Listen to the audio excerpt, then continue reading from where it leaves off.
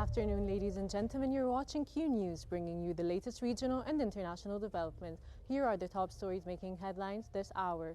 Egypt has sent its 83rd Zed from Egypt to Gaza convoy to the Gaza Strip. The Egyptian Red Crescent said the convoy carries around 10,500 tons of urgent assistance, including more than 5,500 tons of food baskets and flour, over 2,800 tons of essential medical and relief items, and more than 1,270 tons of petroleum products.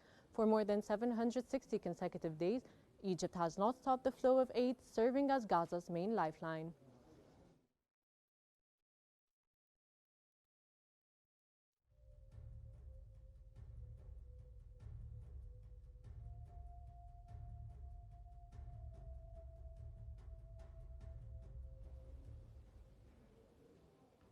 Israeli Prime Minister Benjamin Netanyahu has formally requested a presidential pardon in his long-running corruption case, saying the ongoing trial is undermining national cohesion and his ability to govern.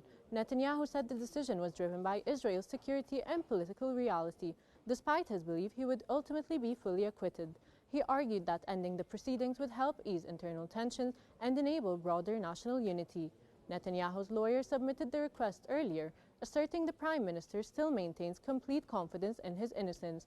The Likud leader urged political actors to support the move, saying it serves the good of the country.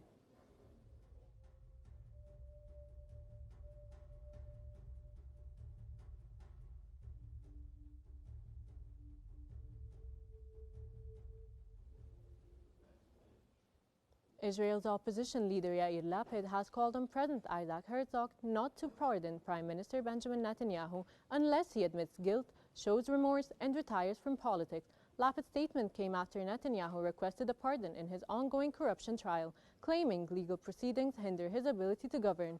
Netanyahu, Israel's longest-serving prime minister, denies bribery, fraud, and breach of trust charges.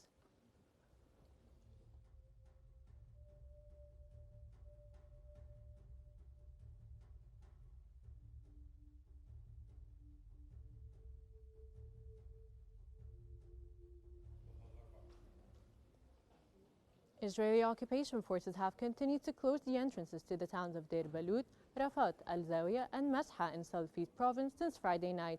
The closures have intensified military restrictions in the area, severely disrupting Palestinian movement and limiting access to workplaces, schools, and public services.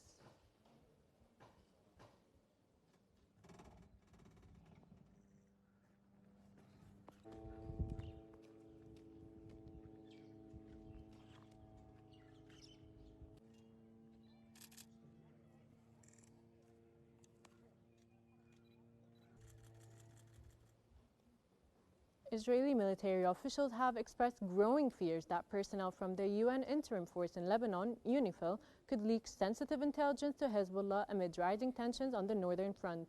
A senior Israeli officer told Army Radio that UNIFIL has become more of a destabilizing force than a deterrent and does not aid in disarming Hezbollah. The official added that UNIFIL's presence in southern Lebanon hinders Israeli operations and raises concerns that information about troop movements could be passed to Hezbollah. Israel's military reportedly prefers UNIFIL to leave the area as soon as possible, citing the force's diminished effectiveness on the ground.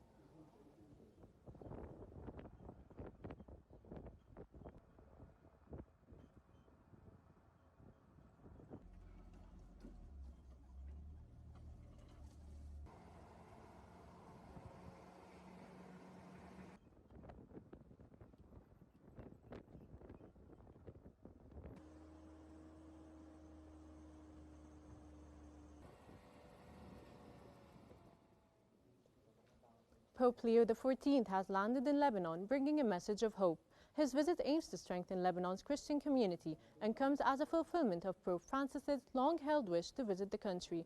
Lebanon is the second stop on Leo XIV's first official foreign trip, following his visit to Turkey to mark a significant Christian anniversary.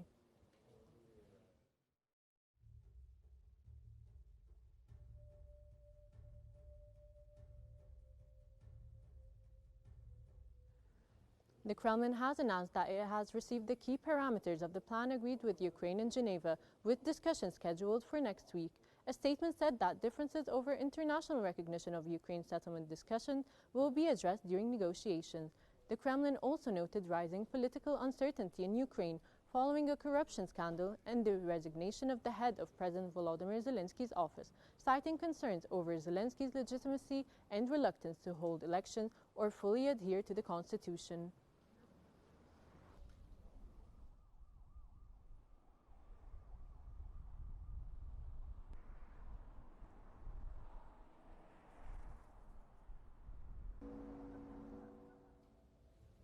And with that, we conclude our top stories for this hour. Stay with us for continuing coverage, analysis, and breaking updates from across the region and around the world here on Q News.